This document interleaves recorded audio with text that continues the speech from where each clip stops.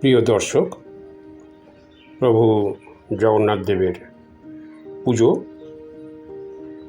যে ভক্তের বাড়িতে হলো, এখন আমরা সেই ভক্তের বাড়ির রাস্তা আপনাদের দেখাতে চাইছি। রাস্তা কতটা দুর্গম হলে রান্নার গ্যাস এভাবে টেনে নিয়ে যাওয়া যায় খালের জলের মধ্যে দিয়ে।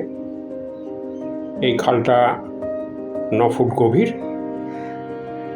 এবং জলের প্রবাহ বেশ ভালো। এভাবে রান্নার গ্যাস নিয়ে যাওয়া হয়। আপনারা দেখতে পাচ্ছেন গ্যাসটাকে বাড়ির সামনে নিয়ে যাওয়া হয়েছে দড়ি দিয়ে টেনে। কত দুর্গম অবস্থা এখনও 41 নম্বর ওয়ার্ডের মানুষদের।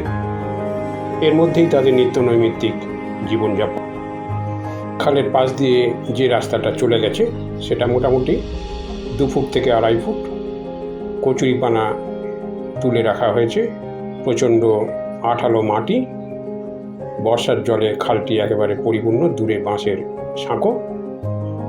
একটু বেসামাল হলেই ডান দিকে বাঁ দিকে যেদিকেই পড়ে যাওয়া যাক অবস্থা খারাপ হবে। বাঁশের সাঁকোর উপরে ওঠার সিঁড়ি বাঁশ দিয়েই তৈরি। এভাবে মানুষ এখানে যাতায়াত করেন। কিন্তু এটা 41 নম্বর ওয়ার্ড।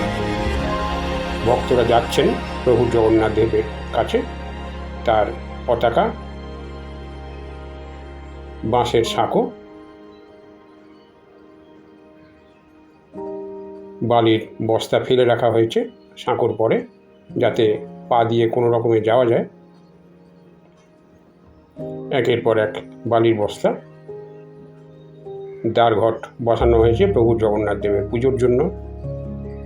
কিন্তু ঘরের ভেতরে ঢুকে প্রভু জগন্নাথ দেবকে দেখে মন ভক্তিতে উদ্বেল হয়ে ওঠে। আপনারাও দেখুন প্রভু জগন্নাথ দেব।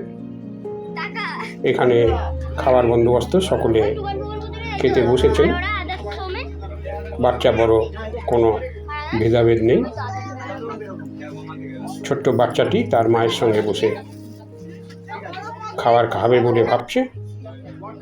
এখান থেকে খাবার সরবরাহ করা হচ্ছে।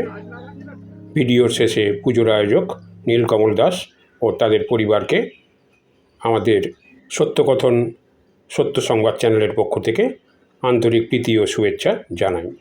ক্যামেরায় প্রণব কুমার চক্রবর্তী, সত্যকথন সত্য সংবাদ।